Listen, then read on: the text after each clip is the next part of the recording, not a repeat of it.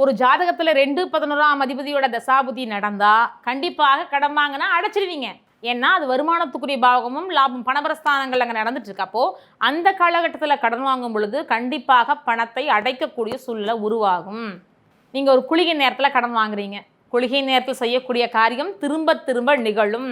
அப்போ என்ன பண்ணோம், நீங்கள் கடன் வாங்கிட்டே தான் இருப்பீங்க. அதே போல் செவ்வாய்க்கிழமை வாங்கக்கூடிய நிகழ்வும் சரியில்லை. செவ்வாய்க்கிழமை வாங்குற காரியம் மன உளைச்சலுக்கு ஆளாக்கி உங்களை கடன்காரராகவே வச்சுருக்கோம்.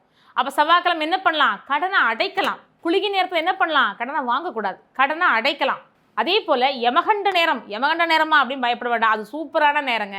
நம்ம பிரச்சனைகளை எல்லாம் யமனை போன்று வதம் செய்து நம்மளை வாழ்விக்கக்கூடிய சூப்பரான டைம் தான் யமகண்ட நேரம். நீங்கள் யமகண்ட நேரத்தில் கடன் வாங்கினாதான் பிரச்சனை, கொடுத்து பாருங்க, அதுக்கப்புறம் அவர்கிட்ட கடனே வாங்க மாட்டீங்க. அதோட அந்த கடன் வேற இருந்து போயிடும். பேங்க்ல லோன் கட்டுறீங்களா, பேங்க்ல இருந்தாங்க எடுப்பாங்க, பரவாயில்ல, லோனுக்கான தொகையை அந்த டைம்ல உடனே டெபாசிட் பண்ணுங்க.